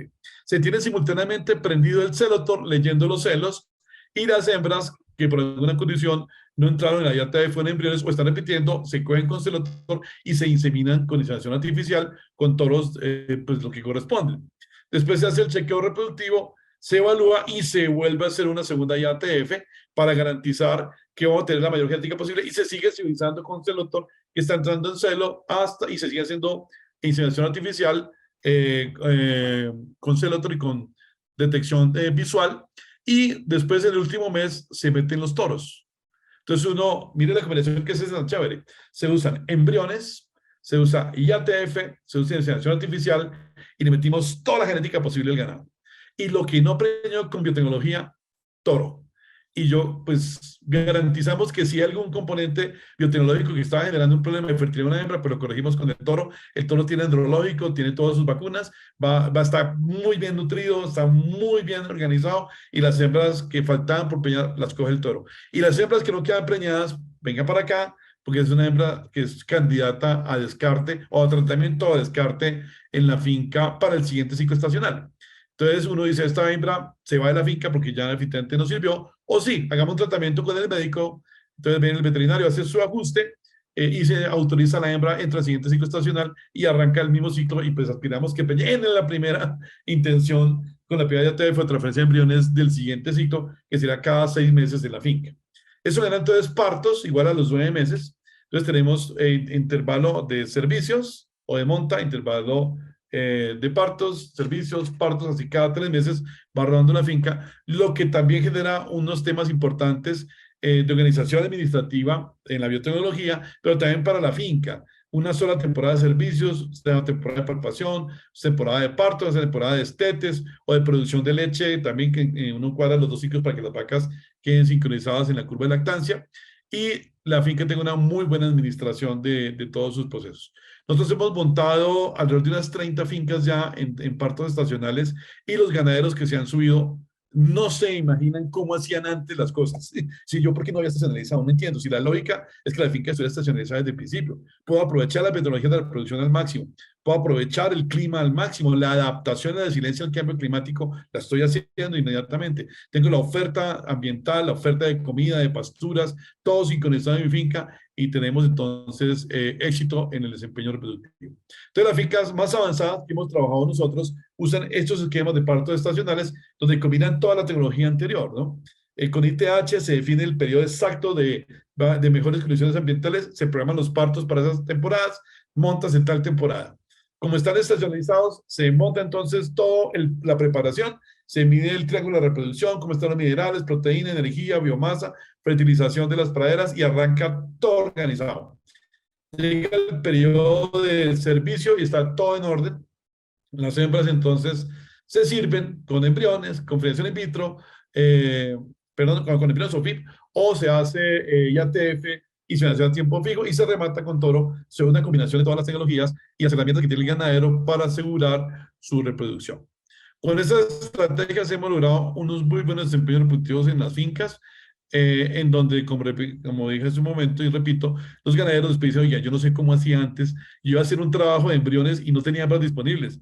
Iba a hacer una IATF, eran 5 animales porque no tenía más, porque no estaba estacionalizado. Y no había visto yo todos los demás elementos, como estaba planteando acá, para tener un desempeño reproductivo adecuado y hay una maravillosa sinergia de tecnologías entre las tecnologías 4.0 y la reproducción, que yo quiero que esa idea quede clara.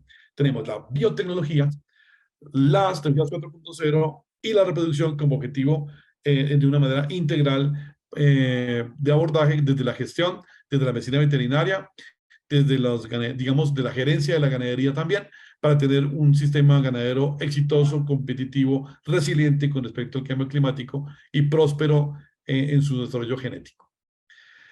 Bueno, muy bien, eso es lo que tenemos para comentarles en el día de hoy. Queremos entonces, queda entonces disponible si se tienen, digamos, algunas preguntas o inquietudes con respecto a este tema.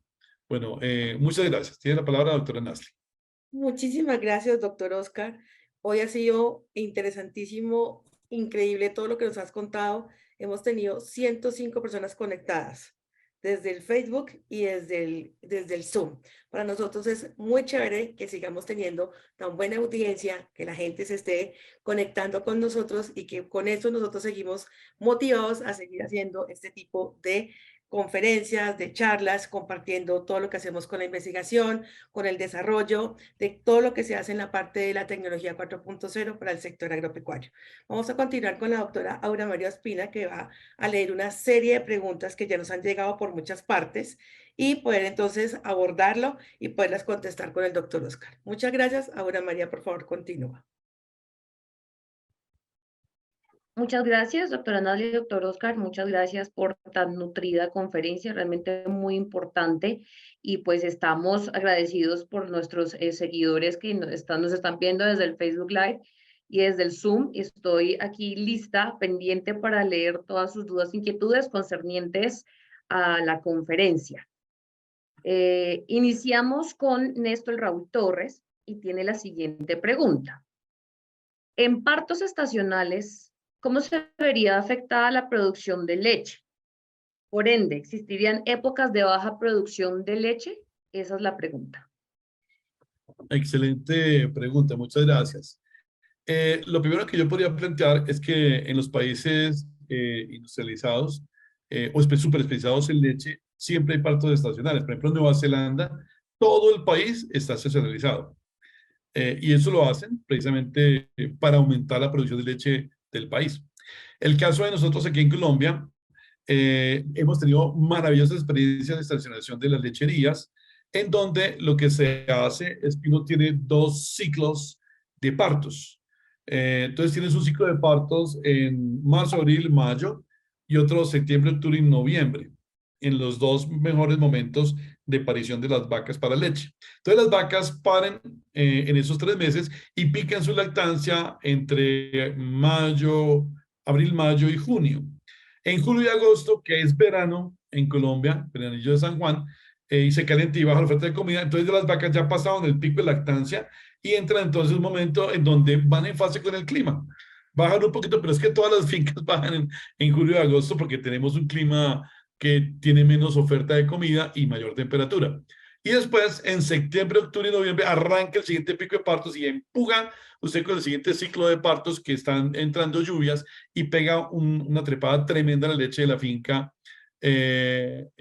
picando las vacas. Entonces, en octubre, noviembre, diciembre. Cuando ya llega enero y febrero, las vacas pasan el pico de lactancia y están bajando su producción de leche. Hay vacas que están secas, pero coincide con el bajón de la leche de todo el mundo de, digamos, de enero y febrero asociado a la alta temperatura y a la escasez de comida. Entonces, lo que hace el sistema estacional es justo, digamos, lo contrario a bajar leche. Lo que hace es subir la producción de leche porque se encajan las curvas de lactancia con los periodos de mejor oferta de comida y tenemos un incremento en la producción de leche. Entonces hemos visto incremento en la producción de leche de un 20 a un 30% entre las fincas antes y después de estar estacionalizadas, justo por lo que acaba de explicar. No es lo mismo que una vaca tenga su pico de partos en enero y febrero, ¿sí? Cuando no hay comida, ¿sí? Una finca con pico de partos en enero y febrero, pues es un desastre, que las vacas no tienen comida, no hay agua, hay estrés calórico, uno buscando heno, enolaje, silo, heladas, es desastre universal y una vaca queriendo picar a 50 litros, pues no llega nunca, se cae. Mientras que si la vaca para en abril, pues tienes oferta de forraje, oferta de temperatura, oferta de lluvia y las vacas tienen unos picos, ahí sí de 50 a 60 litros sin problema, al entrar en fase con el clima. Entonces, al final la media de la leche sube. Hay una onda de subida y bajada de la leche, pero es la que está precisamente asociada con la estación de nosotros. En el verano se le baja la leche a todo el mundo. En diciembre, enero y febrero se le baja la leche a todo el mundo. Y en julio y agosto también. Entonces, lo que pasa es que uno entra en fase y uno ya sabe que en ese momento están las vacas en la fase de bajada y no hay ningún problema.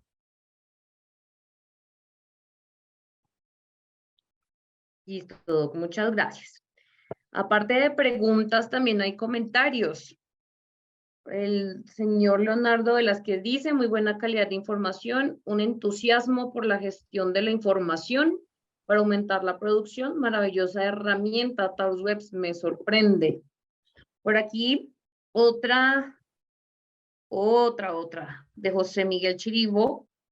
Otro comentario dice, excelente charla, muchas gracias por todo lo ofrecido, muy buena tecnología. Una pregunta del doctor Álvaro Paolini. ¿Cómo se usa el detector de celos, doctor? El detector de celos es una tecnología desarrollada aquí en Colombia por Celotor. Usted usa una alianza con ellos y lo que hace Celotor es que uno va a las hembras y les coloca un microchip en el sacro subcutáneo. A un macho recelador o a una hembra androgenizada le colocas un arnés con un lector de microchip en el pecho. Entonces, cuando la hembra entra en celo, pues el macho la monta. En el momento de montarla, el lector de chip pasa por el sacro y lee el chip. Al leer el chip, se activa un celular que transmite el número del chip a la internet. Al estar en la internet, automáticamente se graba la vaca en celo en la base de datos del software de Taurus Webs y le llega un mensaje al inseminador, al celular del inseminador, al WhatsApp del inseminador, en donde le dice qué vaca entró en celo, qué toro la detectó, qué receptor la detectó y con qué hay que inseminarla y a qué horas. Lo que se conforma una herramienta maravillosa como apoyo para la detección de celos, para la inseminación artificial y para la IATF. Nuestra experiencia ha sido muy positiva con estas dos tecnologías. Ahora, nosotros lo que vemos es lo que, digamos, hemos trabajado y la fortaleza de la Celo 3 cuando se integra con un sistema de información que puede tener todo en orden y tiene la historia, la trazabilidad y se conecta mejorando la detección de celos de la finca de manera importante. Digamos que uno en una finca en condiciones normales tiene una detección de celo de un 45%, 30%, 40%. Cuando te montas a Celotor, tu detección de celos puede subir al 60, 65 o al 70%. Obvio, 100% nadie detecta, pero te puedes ganar 20, 25% de mayor detección de celos, lo que significa muchísimos beneficios para el productor y la reproducción de su ganado. Qué buena respuesta, Doc. Muchas gracias. Eusebio Reconco pregunta, ¿cuál es la proteína verdadera en la que expuso dentro del triángulo de interacciones reproducción-nutrición? Esa es la pregunta. Excelente pregunta, muchas gracias. Resulta que nosotros cuando hacemos un análisis bromatológico tradicional, no los modernos, sino los tradicionales, a uno le saca un indicador de proteína que se llama proteína cruda. La proteína cruda no es la proteína verdadera de la pastura. Para obtener la proteína verdadera de la pastura tiene que usar el algoritmo de nosotros, el 2ARGB, que está incorporado en el Taurus Webs, donde él hace el análisis y separa lo que es el nitrógeno no proteico de la proteína verdadera y te dice exactamente qué proteína verdadera tiene la pastura. Digamos que en condiciones normales, si yo tengo una pastura de un 25% de proteína, es muy posible que 7 puntos de esos sean nitrógeno no proteico y apenas 18 sean proteína verdadera. Si lo explico en términos de Cornell, el fraccionamiento de las proteínas de Cornell nos dice que una proteína, digamos, del fraccionamiento tradicional de proteína cruda, estará compuesto por la fracción A, B1, B2, B3 y la fracción C. La fracción A corresponde al nitrógeno no proteico, que es en gran medida nitratos. La fracción B1 es proteína verdadera, son aminoácidos y proteínas verdaderas, pero solubles, degradables. La fracción la B1. La B2 son proteínas levemente ligadas a la fila detergente neutro. Y la B3 son proteínas verdaderas fuertemente ligadas a la fila detergente neutro, que es lo que llamaríamos la proteína sobrepasante.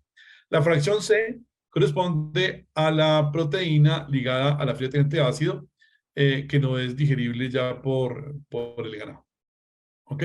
Entonces, cuando hablamos de la proteína verdadera, estamos hablando de sumar la fracción B1, B2, B3 y, digamos, y la C, que bueno, también se tiene en cuenta que es una pequeña fracción, para poder determinar qué es la proteína que tengo para funcionar. Entonces, cuando yo quiero mejorar la reproducción del ganado, necesito es proteína verdadera, B1, B2 y B3. La A no.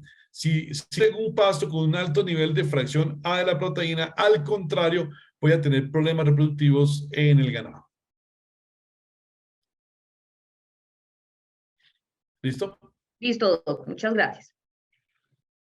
Néstor Raúl Torres comenta, muchas gracias, excelente conferencia, me encantó el tema nuevo de fertilización digital. Anderson Sierra dice, excelente información, mil gracias por tan valioso conocimiento compartido. Y Ana Carolina Durán tiene la siguiente pregunta. La dinámica de minerales en las pasturas. ¿Cada cuánto es recomendado realizar estos estudios de medición? Excelente pregunta, muchas gracias. Digamos que para el caso de una finca que tiene partos estacionales, obligado a hacerlo justo por lo menos un mes antes de cada estación de monta, para poder garantizar que las hembras tienen una muy buena oferta de minerales y que, que ese cerebro y que funcione y todo el ciclo reproductivo pues se dé como tiene que hacerse, con celos fuertes, claros, con una muy fuerte dinámica reproductiva. Es lo que nosotros recomendaríamos. Si tienes partos todos los meses, pues entonces tienes, y servicios todos los meses, pues tendrías que todos los meses estar monitoreando y revisando. Que digamos que es como también correcto en la medida de que las pasturas van cambiando. Digamos que la pastura y su oferta de minerales en verano, o sea, diciembre, enero y febrero, es distinta su oferta de minerales a cuando estás en marzo, que estás en transición, y distinto a abril, mayo, junio, que estás en plena época de lluvias. Cambia la oferta de minerales. Entonces uno sí debería ir monitoreando cómo está comportando la oferta de minerales con el algoritmo e ir ajustando la sal de acuerdo al requerimiento del ganado. Eso te va a dar una ganadería de precisión y un éxito en sus sistemas reproductivos en lo que refiere a los minerales como detonador de la reproducción desde el cerebro. Perfecto, Doc. Y aquí ya fusionamos, yo ya creo que ya las dos últimas preguntas en un solo tema, ya que es concerniente lo mismo, es acerca de los algoritmos y bromatológico digital. Una es si se necesitan drones especiales, si hacer ese análisis es complejo, ¿sí? Y de la mano dice, los algoritmos para cálculo de proteínas con estas tecnologías han sido verificados con otros tipos de ensayos. Momento, con otros tipos de ensayos como muestreos y análisis de laboratorio. Y si es así, ¿qué valores de correlación estadística han obtenido? Y ya para fusionar Sí, esas entonces dos tenemos, preguntas. muy bien, muchas gracias por las preguntas. Sí, con respecto a la última, sí, nosotros hemos hecho todas las validaciones en compañía de la Universidad Agraria, Universidad de Tolima, Universidad de Cundinamarca, también con Zamorano en Honduras, con artículos pues, publicados, tesis publicadas, etcétera, en donde hemos encontrado, contrastado contra el laboratorio de referencia de Grosavia Tibaitatá, que tiene las pruebas calibradas, ¿no? Tú no puedes hacer la evaluación de calibración contra un laboratorio pues, local que no está calibrado, ¿ok? No, el laboratorio de referencia de Colombia es Grosavia Tibaitatá.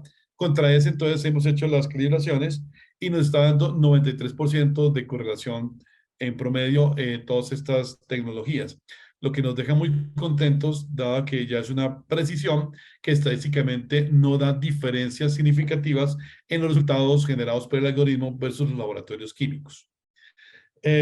Lo segundo, ¿qué complejidad tiene y cómo funciona? Entonces, uno de los puntos claves de tecnologías 4.0 es la simplificación y el abaratamiento, lo mismo que el concepto de tiempo real. Entonces, para el uso de los drones, nosotros usamos drones de marca DJI con cámaras HD normales. Es decir, no se usan ni cámaras infrarrojas ni cámaras multiespectrales costosísimas, no se usan. Se usa la cámara normal HD que tiene su celular. Su celular también tiene cámara HD. El televisor es RGB. La pantalla del computador suyo también es RGB. Entonces, digamos que la pantalla, la cámara del dron es una cámara HD RGB normal, en un dron que puede estar costando unos 500, $600, un DJI, un Mavic Mini 1, un Mavic Mini 2 funcionan maravillosos para ese tipo de trabajos. Entonces, primero son drones muy baratos, segundo usamos cámaras de RGB HD de luz visible, que son muy baratas, que llevan en esos drones, y la funcionalidad es muy simple. Usted en cuestión de media hora aprende a manejar el dron para tomar las imágenes y ya procesar en el computador pues otra media hora y ya sabes cómo se analiza las imágenes. Ya el resto es tener formación sobre cómo balancear una dieta, cómo balancear una sal y cómo interpretar los resultados. Pero lo que es la tecnología per se, como todo lo moderno, todo lo digital, es muy fácil de manejar, muy accesible en precio, fácilmente masificable. Con una ventaja tremenda que tiene la tecnología 4.0 hoy, estos algoritmos, es que todo sucede en tiempo real. Si usted toma una muestra de una pastura y la manda al laboratorio para sacar minerales,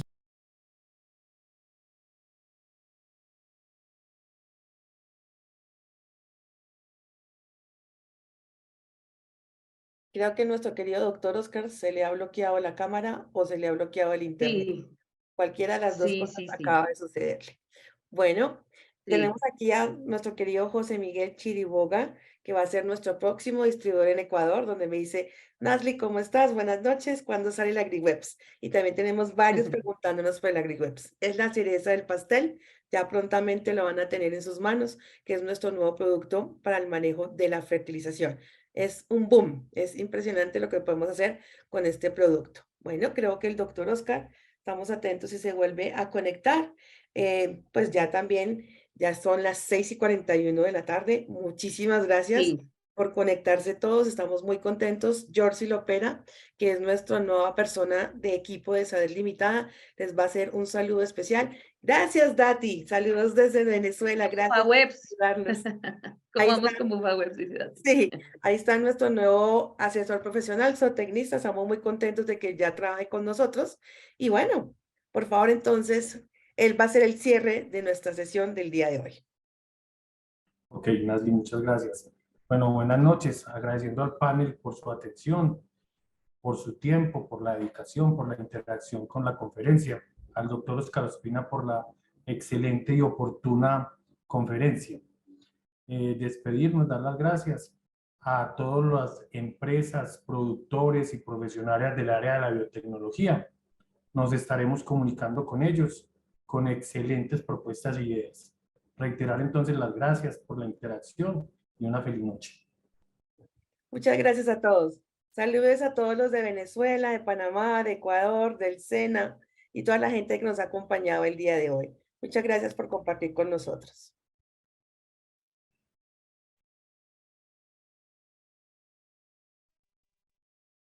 Chao, chao. Nos vemos la próxima conferencia.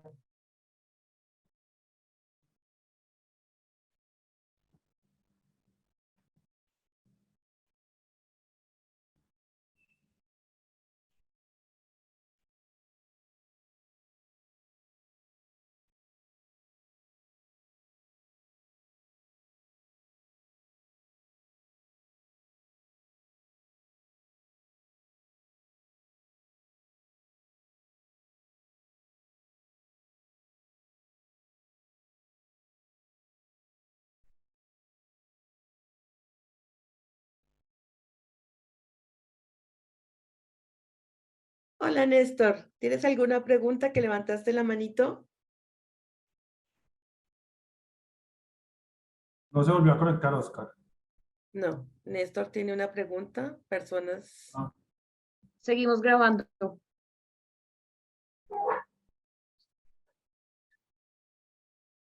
Oscar estará entrando. No sé, entonces fue que se le fue el internet. Gracias por promover estos procesos generales. Con mucho gusto, María. Mi querido Néstor, ¿tienes alguna pregunta?